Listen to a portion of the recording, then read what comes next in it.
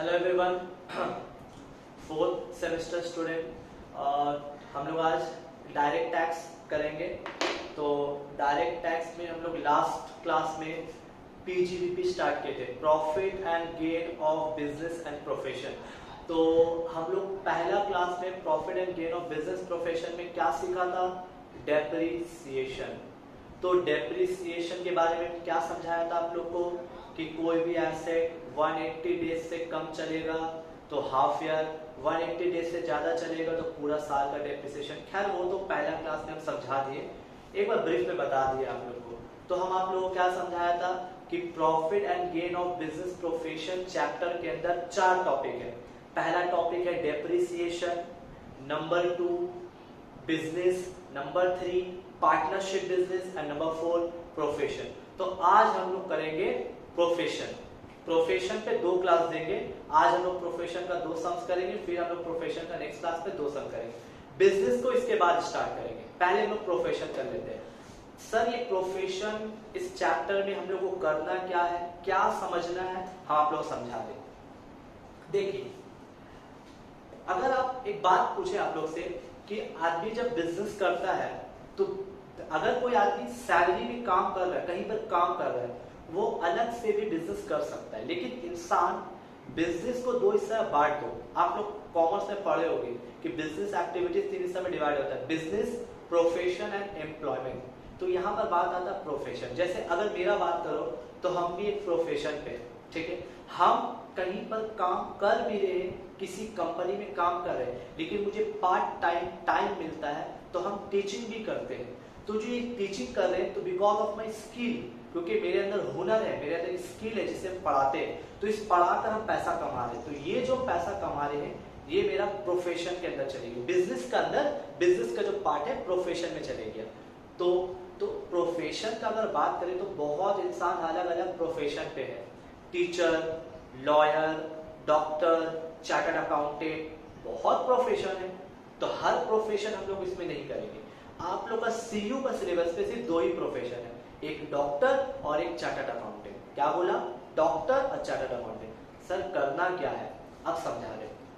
देखिए, हर इंसान क्या करता है, टैक्स बचाने के लिए, अपना पैसा बचाने के लिए, गवर्नमेंट को ना देने के लिए, तो वो लोग चोरी बेईमानी करता है। अब ये चोरी बेईमानी क्या होता है? मतलब एक तरह से डिसऑनेस्टी।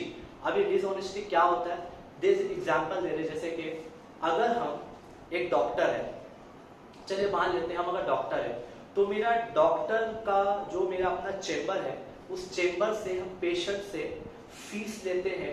1 महीना में हम कमाया, समझ लीजिए 2 लाख रुपया, ठीक है। तो 2 लाख रुपया जो हम कमाया है, तो हम क्या 2 लाख के ऊपर गवर्नमेंट को टैक्स पे करेंगे? नहीं। गवर्नमेंट क्या बोलता है कि भाई आप अगर 2 लाख रुपया कमाते हो तो आपको तो खर्च भी होता है।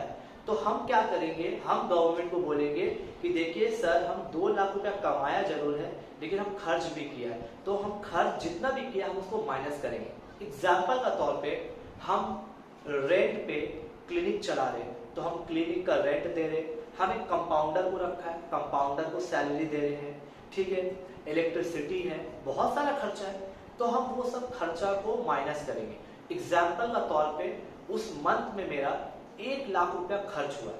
हम पेशेंट से कमाया 2 लाख रुपया, लेकिन खर्च किया हम 1 लाख रुपये। तो बताओ मेरा नेट अर्निंग कितना हुआ? 1 लाख। 2 लाख कमाया, 1 लाख खर्च किया, माइनस मेरे हाथ में कितना बचा? 1 लाख। अब गवर्नमेंट मुझे आके बोलेगा कि आपका हाथ में खर्च काटने के बाद 1 लाख रुपया बचा, तो अब आप 1 लाख रुपए में टैक्स पे कीजिए। पे करेंगे? एकदम पे करेंगे। लेकिन अब इसी में डिसऑनेस्टी क्या होता है, जिसको हम इंग्लिश में बोलते हैं टैक्स एवेशन। टैक्स को बचाते, छिपाते।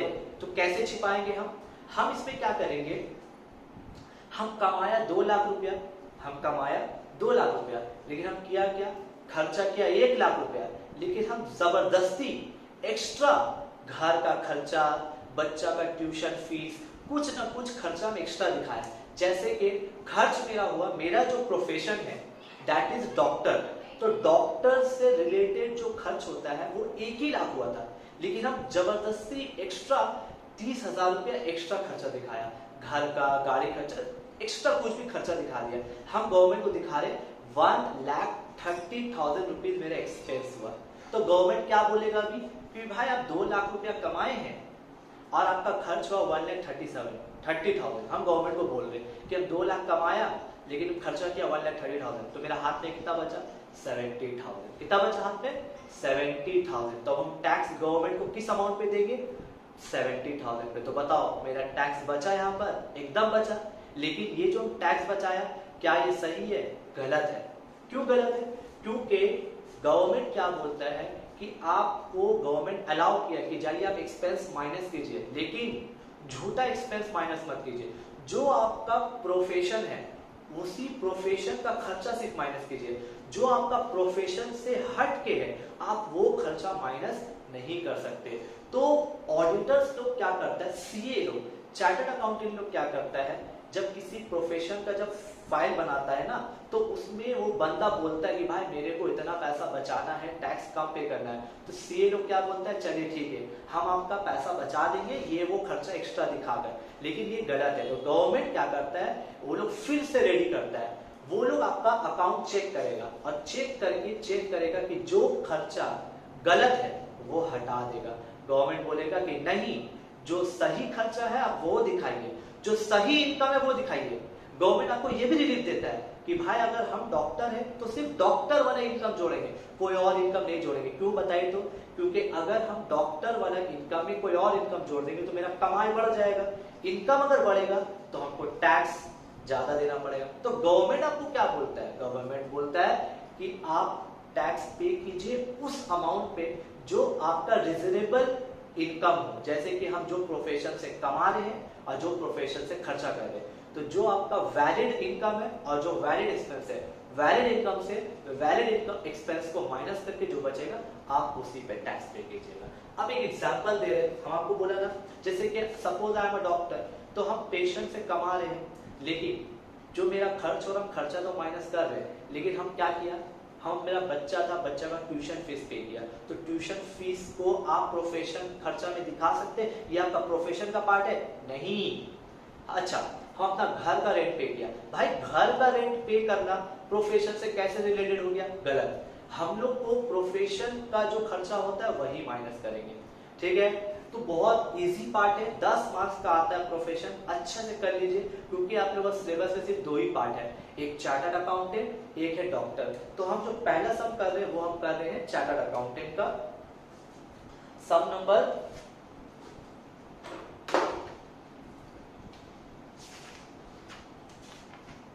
Yes some number illustration 36, illustration 36 page number 375। Okay देखिए यहाँ पर ऑलरेडी एक बंदा का पूरा इनकम और खर्चा दिया हुआ, लेकिन इस इनकम और खर्चा में बहुत सारा ऐसा भी इनकम है जो उसका प्रोफेशन से रिलेटेड नहीं है और कुछ ऐसा भी खर्चा है जो उसका प्रोफेशन से रिलेटेड नहीं है। तो हम लोग को करना क्या, हम लोग को सिर्फ वो इनकम लेना है जो उसका प्रोफेशन से रिलेटेड हो और वही खर्चा लेना है जो उसका प्रोफेशन से रिलेटेड होगा, वही लेंगे। बात समझ में आया? देखिए इसका फॉर्मेट एकदम सिंपल है, इनकम और एक्सपेंस। हम वही इनकम लेंगे जो उसका प्रोफेशन से रिलेटेड हो और वही एक्सपेंस लेंगे जो उसका प्रोफेशन से रिलेटेड होगा। अब हम क्वेश्चन पढ़ेंगे और इसमें एडजस्टमेंट भी रहता है, तो एक बार एडजस्टमेंट भी पढ़ लेंगे। जैसे देखिए सीए अरिजीत मुखर्जी, पहले ही बोल दिए सीए है, चार्टर्ड अकाउंटेंट। ये बंदा चार्टर्ड अकाउंटेंट का काम करता है। इस preparing a chartered accountant at Kolkata following the receipt and payment. ये बंदा का रिसिप्ट और पेमेंट दिया हुआ, कहां से पैसा कमाया, कहां खर्चा किया। Compute the income from profession. आपको सिर्फ बंदा का पता करना है कि ये प्रोफेशन से कितना कमाता है। इसका क्या प्रोफेशन है, चार्टर्ड अकाउंटेंट। तो चार्टर्ड अकाउंटेंट का कमाई से इसका कितना अर्निंग हुआ है, बस आपको यही पता करना है। अच्छा 2 एडजस्टमेंट दिया हुआ। Number 1/4 of the motor car expense related to personal use. यहाँ पर बताया जा रहा है कि ये जो सीए अरिजीत मुखर्जी है ये गाड़ी यूज करता है, लेकिन गाड़ी इसका काम के लिए प्रोफेशन के लिए सिर्फ 3/4 यूज होता है और 1/4 घर के लिए यूज होता है। 1/4 घर के लिए यूज होता है और ऑफिस पर्पस मतलब उसका काम का पर्पस के लिए 3/4 यूज होता है। तो मोटर कार का जो भी खर्चा होगा क्या तुम पूरा लोगे या सिर्फ 3/4 लोगे? सर हम लोग 3/4 लेंगे। क्यों? क्योंकि 1/4 घर के लिए यूज होता है, 1/4 घर के लिए यूज होता है। हम लोग सिर्फ जो प्रोफेशन से रिलेटेड होगा वही लेंगे। और depreciation allowable of the motor car as per IT rule 17250। मतलब ये क्वेश्चन में बता रहे हैं कि डेप्रिसिएशन एज पर आईटी, देखो होता क्या पता है, हम बता रहे हैं आदमी लोग अपना टैक्स बचाने के लिए डेप्रिसिएशन बताओ क्या होता है, एक्सपेंस होता है ना भाई। तो अगर कोई चीज का डेप्रिसिएशन होना चाहिए 2000 रुपया, हम जबरदस्ती दिखा रहे 10,000 रुपया, इससे क्या होता है कि आप अपना एक्सपेंस ज्यादा दिखा रहे हो। ज्यादा एक्सपेंस दिखाओगे तो तुम्हारा इनकम कम होगा, इनकम कम होगा तो टैक्स कम पे करना पड़ेगा। तो बहुत सारा बिजनेसमैन या प्रोफेशन वाला आदमी लोग करता क्या है कि जबरदस्ती ज्यादा डेप्रिसिएशन दिखाता है। कोई एसेट अगर उसके पास है तो डेप्रिसिएशन ज्यादा दिखा देता है, दैट इज अनफेयर, वो गलत है। इसीलिए इनकम टैक्स वाला बोलता है कि आप अपना तरफ से डेप्रिसिएशन नहीं दिखा सकते, डेप्रिसिएशन हम जो देंगे आपको वही दिखाना पड़ेगा। तो जो आईटी वाला डेप्रिसिएशन देगा वही वाला लेंगे। बात समझ में आया? तो इस पे दो एडजस्टमेंट है, एक मोटर कार खर्चा और डेप्रिसिएशन। अब देखिए सम कैसे करेंगे। हमको पता है कि ये वाला जो है सम, ये किसके ऊपर है, चार्टर्ड अकाउंटेंट के ऊपर है। तो देखिए पहले दिया हुआ है बैलेंस ब्रॉड फॉरवर्ड रिसीप्ट। हम पढ़ रहे रिसिप्ट कॉलम, रिसिप्ट कॉलम मतलब जहां पैसा कहां से कमाया है, जहां से पैसा कमाया है। तो पहला दिखा रहा balance brought forward, balance brought forward इसका पहले का कमाए। भाई ये पहले का कमाए अभी हम क्यों दिखाएं, हमको सिर्फ इस साल का दिखाना है, तो पहले का कमाई से मेरा कोई मतलब नहीं। नेक्स्ट ध्यान रहे बार बार कि ये बंदा चार्टर्ड अकाउंटेंट है। Next professional receipt, professional receipt मतलब जो प्रोफेशन पे वो बंदा है उसी प्रोफेशन से कमा रहा है। हाँ सर ये उस प्रोफेशन का कमाए तो हमें उसको लेंगे कि नहीं लेंगे, एकदम लेंगे। तो देखिए प्रोफेशनल रिसिप्ट, प्रोफेशनल रिसिप्ट कितना है 8,40,000, 8,14,000। Next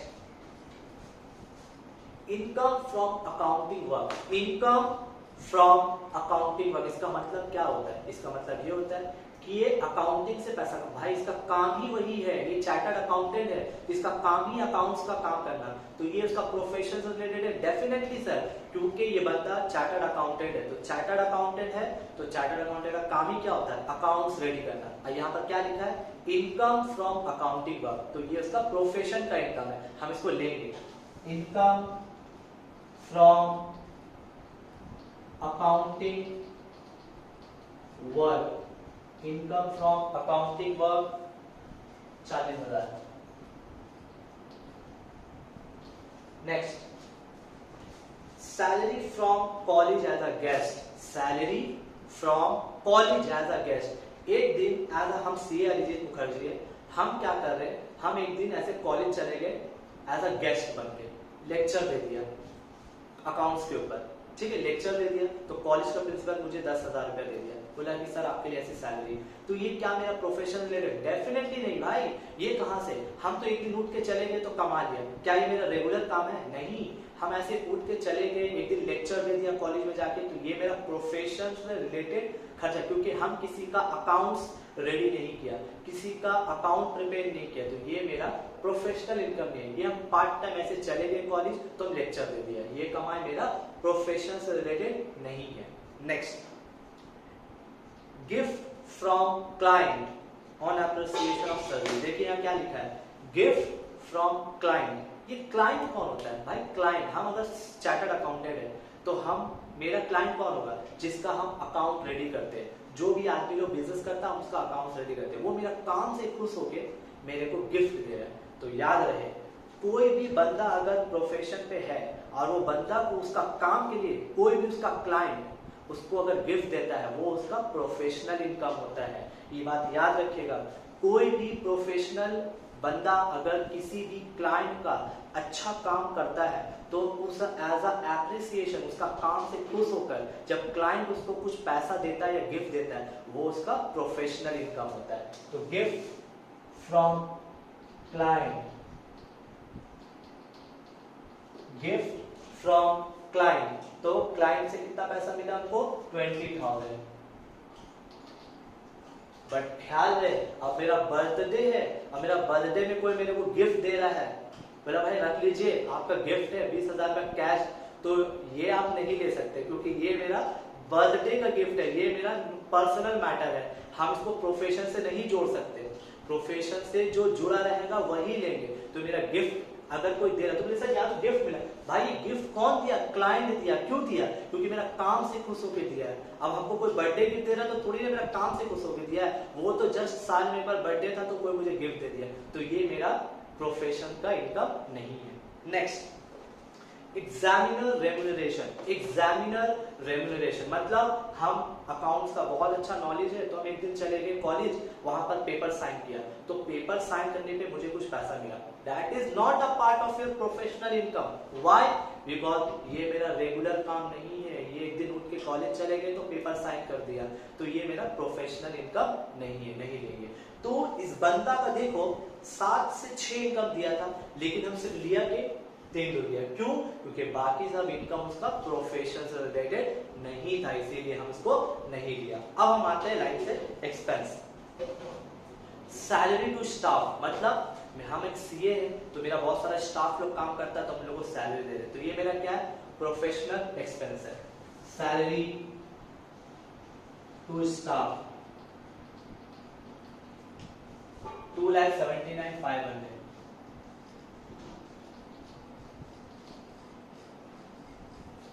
next, professional expense. पहले वर्ड मेंशन कर दिया प्रोफेशनल, मतलब मेरा जो प्रोफेशन है मेरा प्रोफेशन से रिलेटेड का खर्चा है, तो लेंगे प्रोफेशनल एक्सपेंस। प्रोफेशनल एक्सपेंस कितना है? 14,000। Next, miscellaneous office expense. एकदम लेंगे ऑफिस, भाई हम सीए है तो मेरा अपना ऑफिस नहीं होगा क्या? ऑफिस में इलेक्ट्रिक है, बहुत सारा खर्चा है, तो ये सब प्रोफेशन का खर्चा है, तो ऑफिस में काम करेंगे तो खर्चा तो होगा, तो ये मेरा प्रोफेशन से रिलेटेड का खर्चा है, लेंगे miscellaneous office expense. Miscellaneous office expense कितना है? 8,000 रुपया। Next, purchase of car. क्या खरीदा है?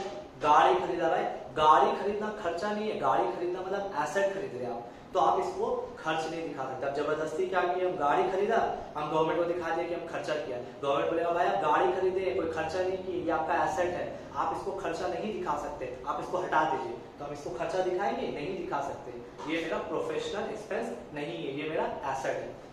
Next, motor car expense. Motor car expense, तो क्वेश्चन याद है ना, मोटर कार के बारे में क्या बोला था कि 1/4 मोटर कार का जो 1/4 है वो घर के लिए यूज होता है, तो प्रोफेशन के लिए कितना यूज होता होगा? 1/4 अगर घर के लिए यूज होता होगा तो बिजनेस के लिए 3/4, तो हम यहाँ पर मोटर कार एक्सपेंस दिया हुआ है बुक में, motor car 1,15,000, 1,15,000 into 3/4। Why 3/4 sir? क्योंकि 1/4 हम घर के लिए यूज किया है, घर का खर्चा आप नहीं दिखा सकते प्रोफेशन पे, तो हम लोग क्या करेंगे? 1,15,000 इंटू 3 डिवाइडेड बाय 4, तो 86,250। 86,250। बात समझ में आया? Next, donation to Calcutta university. हम चार्टर्ड अकाउंटेंट होके मेरे पास बहुत पैसा है तो हम कैलकाटा यूनिवर्सिटी में डोनेशन दिया। भाई आप किसी को डोनेशन दोगे वो आपका प्रोफेशनल खर्चा नहीं है, that is your personal matter. आपका दिल में खुशी हुआ तो आपका दिल में कुछ वेलफेयर, कुछ एक्टिविटी करने का दिल उठा, इसीलिए हम उसको डोनेशन दिया, ये मेरा प्रोफेशनल एक्सपेंस नहीं है। गवर्नमेंट बोलेगा चैरिटी दीजिएगा और आप सोचिएगा खर्चा दिखा के माइनस कर लीजिएगा, नहीं, आप चैरिटी दे रही है, आपका पर्सनल मैटर है, हम इसको प्रोफेशनल खर्चा नहीं मानेंगे। Last, house hold expense. क्या बोला? हाउस होल्ड, घर का खर्चा हम कैसे मान लें? भाई आप घर में कुछ खर्चा कीजिएगा, सब्जी लाइएगा, घर का बच्चा ट्यूशन फीस दीजिएगा, आप प्रोफेशन में दिखाइएगा नहीं, ये खर्चा आप गवर्नमेंट को नहीं दिखा सकते क्योंकि ये आपका प्रोफेशन से रिलेटेड का नहीं है। यहाँ तक क्वेश्चन खत्म। Last part, depreciation allowable as per IT rule 17,250। हम क्या बोला था? डेप्रिसिएशन जो आईटी वाला देगा, मतलब इनकम टैक्स वाला जो डेप्रिसिएशन बोलेगा वही आप दिखा सकते हैं, वरना नहीं दिखा सकते। यहाँ लिखा है depreciation allowable of the motor car as per IT rule, लिखा है एज पर आईटी रूल, तो हम यहाँ लिखा depreciation as per IT rules लिख के दिया है 17,250, 17,250। क्वेश्चन खत्म, बस हो गया। यहाँ पर इनकम ऐड करके इसको बाहर कीजिए, खर्चा ऐड करके बाहर कीजिए, सॉल्व कीजिए, आपका आंसर है। कितना इजी है, तो देखिए 8,14,000, 40,000, 20,000, तो 8,74,000, मतलब ये बंदा का इतना कमाई हुआ है। और खर्चा कितना हुआ 2,79,500, 14,000, 8,000, 86,250, 17,250, तो 4,05,000 ये बंदा का इतना खर्चा हुआ है। इससे इसको माइनस कर दो, 8,74,000 माइनस 4,05,000, तो 4,69,000। मतलब ये चार्टर्ड अकाउंटेंट का इनकम कितना है 4,69,000। प्रॉपर प्रोफेशन, जो इस प्रोफेशन पे है उस प्रोफेशन से ये इतना कमा रहा था। गवर्नमेंट अब बोलेगा कि भाई आप ये वाला इनकम पे टैक्स पे कीजिए, तो टैक्सेबल इनकम फ्रॉम प्रोफेशन। चलिए अच्छा से आप इसको कॉपी कर लीजिए, कॉपी करके हम फिर नेक्स्ट हम लोग सम्स करेंगे। ध्यान से कॉपी कीजिए, फिर और ये जो डाउट्स है वो अगले सम्स में हम लोग को क्लियर कर देंगे।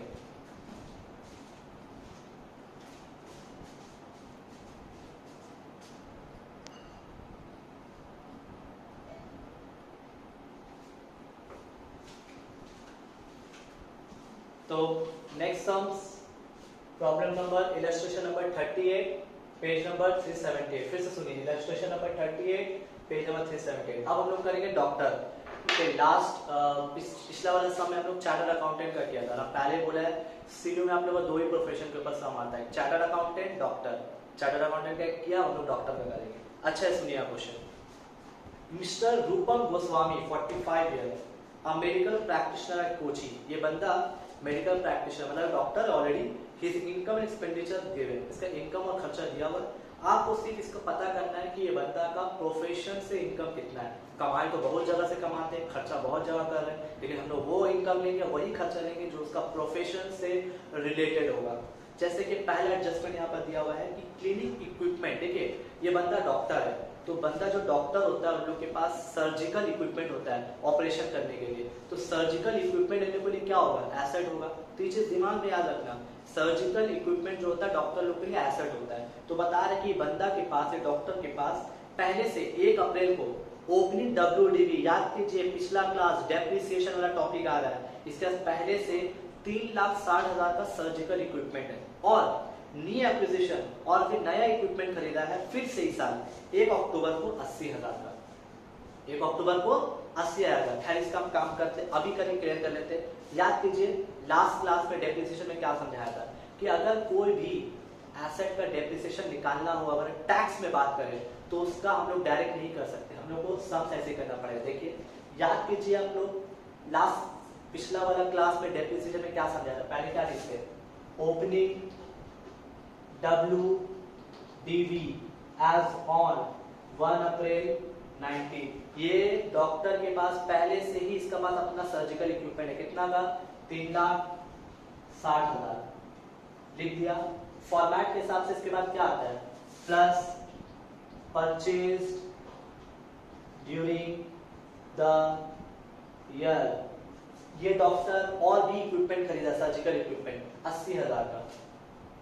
ऐड कर दो 3,60,000 प्लस 80, 3,60,000 प्लस 80,000, 4,40,000।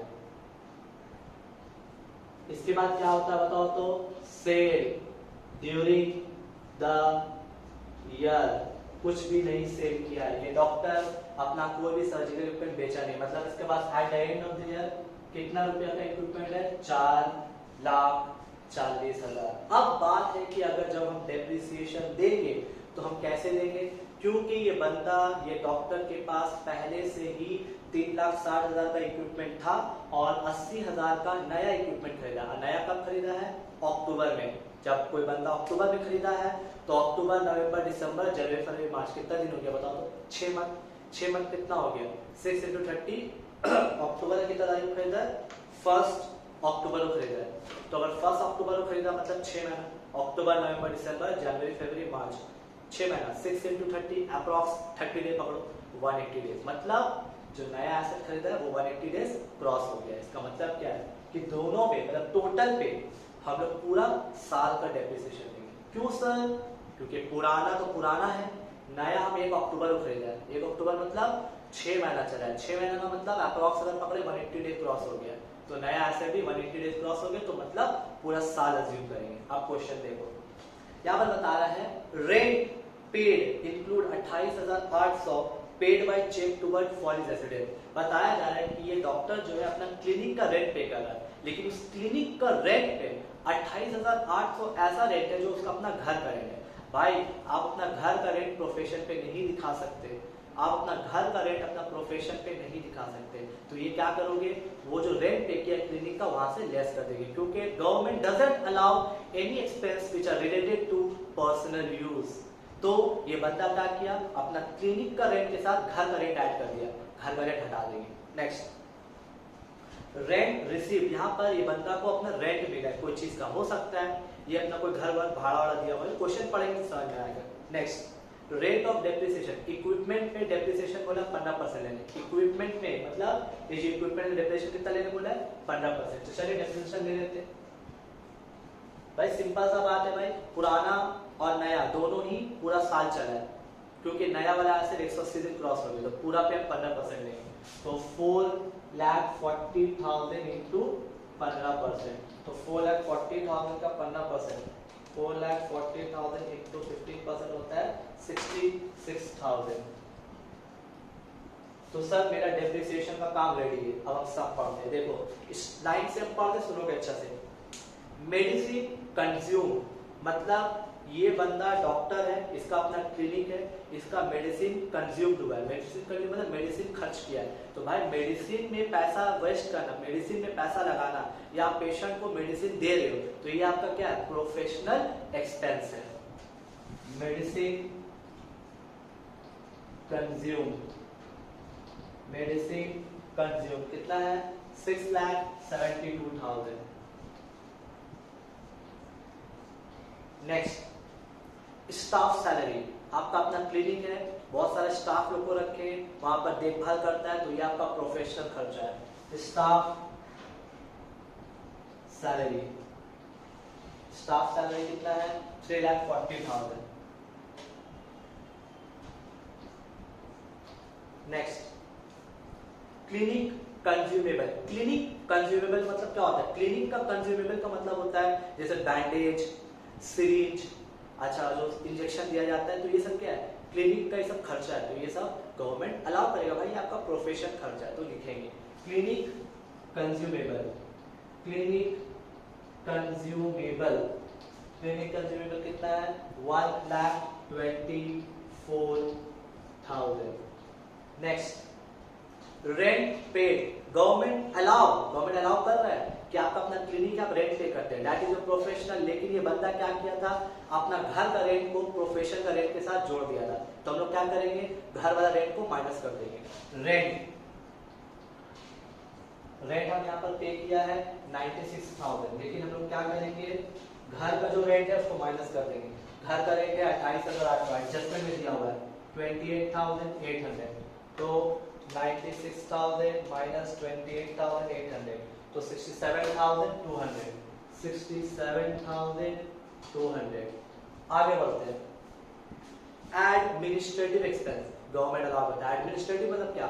ऑफिस है आपका, मतलब आपका क्लिनिक है, तो सब में जो खर्चा होगा ना एडमिनिस्ट्रेशन करने में, जैसे कि आप कंपाउंडर रखे हैं, स्टाफ लोग को रखे हैं, एक मतलब अपॉइंटमेंट लेने के लिए एक आदमी को बैठाए हैं, तो ये सब क्या है? एडमिनिस्ट्रेटिव खर्चा है, तो ये सब गवर्नमेंट अलाउ करता है। एडमिनिस्ट्रेटिव एक्सपेंस, एडमिनिस्ट्रेटिव एक्सपेंस आपका हो गया 2 लाख रुपीज।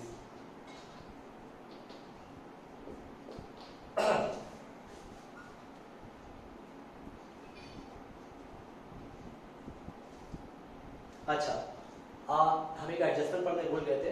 यहाँ पर नीचे में लिखा हुआ था एडमिनिस्ट्रेटिव एक्सपेंस के अंदर, एडमिनिस्ट्रेटिव एक्सपेंस के अंदर 7,200 ऐसा एक्सपेंस है जो आपका प्रॉपर्टी से रिलेटेड है। क्या चीज से रिलेटेड है? आपका प्रॉपर्टी। मतलब आप किसी को घर भाड़ा में दिए थे, किसी बंदा को अपना घर भाड़ा में देते भाई, अगर किसी को आप घर भाड़ा में देते, ये एक अलग दुनिया है। इनकम फ्रॉम हाउस प्रॉपर्टी वो एक अलग सेक्शन है और आप उसको अलग जगह दिखाइए। लेकिन आप क्या किए, हाउस आपका अपना घर प्रॉपर्टी चल रहा है, किसी को भाड़ा दिए, वहां का टैक्स आप एडमिनिस्ट्रेटिव एक्सपेंस में दिखा दिए। गवर्नमेंट क्या बोलेगा, भाई वो अलग खर्चा है, वो आप अलग जगह दिखाइए। आप प्रोफेशन में नहीं दिखा सकते। आपका अपना प्रॉपर्टी है, प्रॉपर्टी में हम टैक्स भरते, वो इनकम फ्रॉम हाउस प्रॉपर्टी का मामला है, वो खर्चा वहां दिखाइए, यहाँ नहीं दिखा सकते। तो ये बंदा क्या किया, हाउस प्रॉपर्टी का खर्चा को यहाँ दिखाया। तो वो क्या करेंगे, 2 लाख माइनस 7,200 माइनस करो, 2 लाख माइनस 7,200 तो 1,92,800। Next, approved scientific research. Approve, देखो हमेशा याद रखोगे, कभी भी कोई अगर डॉक्टर किसी भी साइंटिफिक रिसर्च में पैसा देता है, साइंटिफिक रिसर्च याद रखिएगा अप्रूव्ड होना चाहिए। अप्रूव साइंटिफिक रिसर्च में अगर पैसा देता है तो जितना भी वो पैसा देगा उसका 150% गवर्नमेंट बोलेगा जाइए आप खर्चा दिखा सकते। क्यों बताओ तो, क्योंकि as a doctor I am doing a great job. क्यों ग्रेट जॉब करें, क्योंकि आप देश का भलाई, इंडिया का या कंट्री का भलाई के लिए आप क्या कर रहे हैं, कहीं पर पैसा दे रहे हैं जो एक साइंटिफिक रिसर्च चल रहा है। उस रिसर्च से हो सकता है कुछ बीमारी का इलाज या कोई भी नया चीज इन्वेंशन हो रहा है, तो गवर्नमेंट बोलेगा आप अच्छा काम कर रहे हैं तो आपको जाइए, जितना भी पैसा दे रहे हैं आपको 150% आपको एक्सपेंस अलाउ करेंगे। आप जितना भी कीजिएगा 150%, मतलब जितना खर्चा कर रहे हैं उससे ज्यादा आपको गवर्नमेंट बेनिफिट दे रहा है, जाइए आप माइनस कर लीजिए, आप अपना इनकम कम कर लीजिए क्योंकि आप अच्छा काम कर रहे हैं। तो याद रखिएगा कभी भी कोई डॉक्टर अगर साइंटिफिक रिसर्च में पैसा देता है तो 150% एक्सपेंस माना जाता है। जैसे यहाँ पर साइंटिफिक रिसर्च देखिए लिखा हुआ payment to IIT Delhi. Delhi में IIT में हम पैसा दिया साइंटिफिक रिसर्च के लिए 80,000। तो पेमेंट फॉर साइंटिफिक रिसर्च 80,000 दिया है, लेकिन गवर्नमेंट क्या बोलेगा आपको 150% ले सकते हैं। तो 80,000 का 150% होता है 1,20,000।